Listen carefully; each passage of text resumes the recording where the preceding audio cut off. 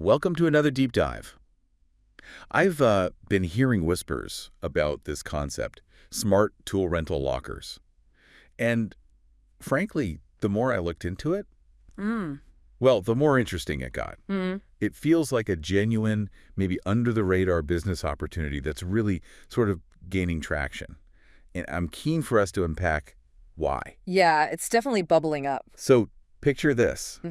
You've got a network of these secure, automated lockers Right. placed strategically around, say, urban neighborhoods. Okay. But instead of Amazon packages, they're filled with tools. Everything from power drills, saws, maybe even lawnmowers. Right, the things you don't use every day. Exactly. And the beauty is you, the customer, you just use an app. Yeah. Rent what you need, pop over to the locker, grab it, do your thing, and then return it. Super easy. No staff involved at all. Nope, no staff, no waiting, no awkward chats with Dave next door about borrowing his mower again. Yeah. Which you know you'll return late. Happens every time. It's quick, it's convenient, and, well, from what we're hearing, surprisingly profitable for the people setting them up. So that immediately begs the question, why now? Why is this idea popping up now? We're seeing them in places like London already. What's driving this? Well, the timing is really compelling. It's definitely more than just, a fleeting trend. Right. What we're seeing is a confluence of factors, kind of a perfect storm for this specific model. Such as? Well, first, there's real demand. From both sides, professional contractors and just your average hobbyist or DIYer. Right. Like someone on Reddit pointed out, rental lockers for tools. Contractors always need extra stuff. That hits the nail on the head for pros. But then zoom out and you see these bigger societal shifts, right? More people, especially in cities, are renting, not owning. They value access over having stuff cluttering up tiny apartments. Yeah, that makes sense. Owning a bulky pressure washer for one use a year. Exactly. Or a leaf blower you use for, what, an hour? It just doesn't stack up economically for a lot of people in dense areas. So this model taps right into that. Perfectly. It lets these high-value tools get used efficiently right there in the neighborhood without the overhead of a traditional shop, no big rent, fewer staff costs. It's hyper-local and lean. Okay, that access over ownership angle is clear. Yeah. But for the contractors, you mentioned they often already own tools. What's the specific problem this solves for them that maybe a traditional rental place doesn't? Is it just convenience? It's definitely convenience, but it's also about immediacy.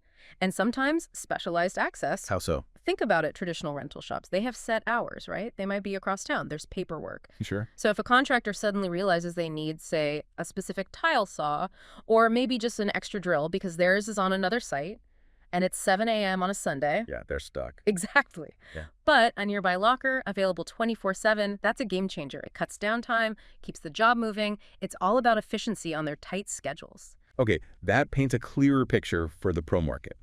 But then, the practical side. How does someone actually set up and run a network of these things? This is where I think it gets really interesting for anyone thinking about this as, a potential venture. Yeah, and the core bits are actually surprisingly straightforward, which makes it quite accessible, really. Okay, break it down for us. Setup, right. First, you need the lockers. We're talking rugged, weatherproof, definitely camper-resistant units. You can buy them new or maybe retrofit existing ones. But the real key is the inventory inside. You got to be smart about stocking them. Quality tools, obviously, but specifically tools that fit the local market. So not just random drills. No, think about things people use infrequently, but are maybe expensive or bulky.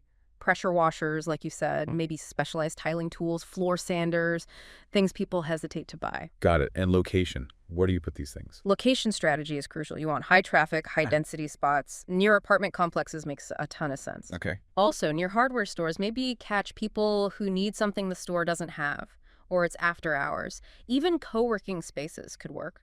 Basically, anywhere with lots of potential customers who might need a tool quickly.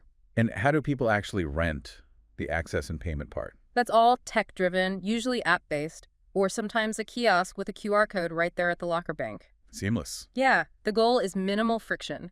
Rent, pay, unlock, return, all smooth. User experience is everything here. Makes sense. What about pricing? How do you charge? You've got options. Charging per hour or per day is pretty standard. Yeah. But you could definitely get creative. Think about subscription models maybe for local handymen or serious DIY folks who use them often. Memberships could work. Interesting. And finally, maintenance. Tools break down. Oh yeah, maintenance is non-negotiable. You absolutely have to rotate your inventory, check tools regularly for wear and tear, keep them in good shape. So not totally hands-off. Not entirely. And you'll want good software behind it all. Something automated to handle the bookings, the payments, track tool condition, maybe flag items needing inspection. Basic compliance stuff too. That breakdown makes it sound, yeah, very streamlined, almost like a turnkey operation once it's set up. Mm-hmm. But you mentioned high margins earlier, which definitely catches the ear. Mm-hmm. But surely if it's successful, competition will jump in fast, right? Yeah. How sustainable are those margins? And what's the real upfront cost getting those quality tools and lockers before you even see those margins? That's a really fair point. Competition is inevitable if it takes off. Margin sustainability. That'll likely depend on how dense the market is and how well you execute on, the convenience and the quality of the tools. Right. And upfront capital, yes, it can be significant. You're talking potentially several £1,000s or dollars per locker unit, plus the cost of stocking it with decent tools. That adds up. So it's not insignificant. No, but compared to setting up a traditional store, the ongoing operational overhead is much lower because of the automation. The key really is probably getting into a good location quickly, building that user base, and making the experience excellent. Okay. So once you have the ideal customer figured out, Mm-hmm. how big could this actually get? If someone's looking to scale beyond just 1 or 2 lockers. Yeah, exactly. So who is that ideal customer, and what's the real growth potential here? Let's dive into that. The target market, it's actually pretty broad. It's not just the weekend DIYer trying to hang a picture, although they're definitely part of it. Okay. Think small contractors, maybe plumbers, electricians, handymen who need a specific tool for a job but don't want the overhead of owning and storing everything. Right. Saves them van space, too. Exactly. Event planners needing setup gear, landscapers needing seasonal tools. The appeal is pretty clear. Individuals save cash and, importantly, space. Small businesses cut capital costs and storage headaches. That makes a lot of sense. And the scalability. You mentioned it's enormous. Potentially, yes. Adding more locker locations is relatively straightforward once you have the system down. You could essentially blanket a whole neighborhood or even a city.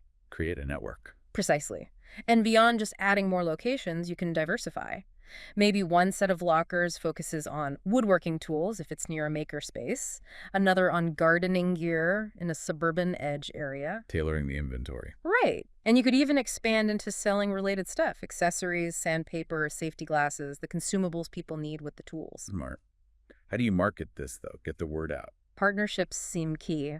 Local ones, teaming up with builders, merchants, hardware stores, community centers, even local DIY Facebook groups or forums. Go where the customers already are. Exactly. Meet them where they are already thinking about projects and tools. That rapid adoption sounds exciting. But surely there are places where this wouldn't work as well. Maybe specific types of cities or neighborhoods where it might struggle compared to, say, that dense London apartment block example. Oh, absolutely. It thrives in those dense urban micro markets. But yeah, it might face challenges in more spread out suburban areas or rural places. Why is that? Well, think about it. If everyone has a car, a garage, maybe already owns a bunch of tools, the convenience factor isn't quite as strong. Right. The hardware store is a short drive, not a major trek. Exactly. And you probably have space to store your own stuff. Also, maybe in areas with lower disposable income, the calculation might shift. Renting might still seem expensive compared to just buying a cheaper, maybe lower quality tool outright. So location strategy isn't just important, it's paramount. It really is. You need that density and that specific need. Okay. Yeah. And like any business, there are risks. We have to talk about the potential pitfalls. What could go wrong with these tool lockers? And, more importantly, how do you stop it from going wrong? Yeah, the risks are definitely there. The main ones revolve around the tools themselves, the physical assets. So you worry about theft. Someone breaking into the locker. Or just someone renting a tool and not returning it. Damage is another one. Tools getting broken, accidentally or deliberately. Or just being misused. Right. How do you fight that? Several layers. First, the lockers themselves need to be tough, really rugged, maybe with sensors to detect tampering. That's your physical security. Okay. Then, for the user side, you need robust verification, maybe require deposits, credit card holds, perhaps even ID scans for higher value items. You need accountability. Makes sense. Insurance too, I assume. Oh, absolutely. Proper insurance is essential to cover potential losses from theft or major damage. And what about just managing the tools? Knowing what's popular, what's breaking?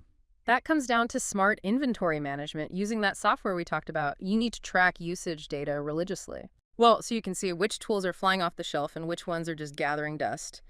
You swap out the low-turn items, maybe double down on the popular ones, and you track the condition, flag things for maintenance before they break. It's about keeping the high-demand, profitable tools available and working well, protecting your assets. Those are definitely real risks, but it sounds like there are solid ways to mitigate them, which makes it fascinating to hear that despite these hurdles, the early movers are seeing good results, especially in those dense urban spots. What are we learning from these pioneers? Well, what's really exciting, I think, is the innovation we're seeing around integration. It's not just about standalone lockers anymore. What do you mean? We're hearing stories again, some chatter on places like Reddit suggesting entrepreneurs are thinking bigger. They see these lockers as like a component, a module in future super apps. Super apps, like the big all-in-one platforms. Exactly, like WeChat or Grab in Asia, where you do everything ride sharing, food delivery, payments, all in one place. Okay. So one user was actually saying they were 2 weeks away from launching a super app. One of them is for renting tools. And get this detail, lockers are electronically controlled, don't require electricity or Wi-Fi. Wow, no electricity or Wi-Fi. How does that even work? I know, right? It points to some really clever low-powered tech, maybe using temporary connections via the user's phone or something. But the key takeaway is that low overhead potential. Incredible. And it suggests the real game changer isn't just the locker itself, but how it fits into this wider ecosystem.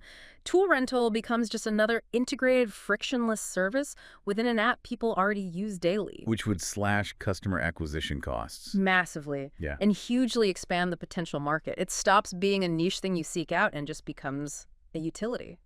So there you have it, a proper deep dive into what seems like a genuinely innovative, potentially very scalable side hustle or even main hustle. Smart tool rental lockers.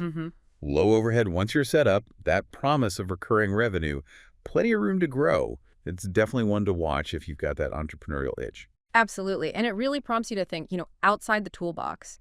If this automated, convenience-driven rental model works for tools, what else could it work for?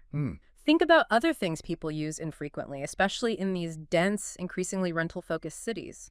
Specialized kitchen gadgets, camping gear, projectors. Interesting. What other everyday needs could be met by a similar kind of frictionless, automated system? It's a fascinating thought experiment, really, about the future of urban convenience.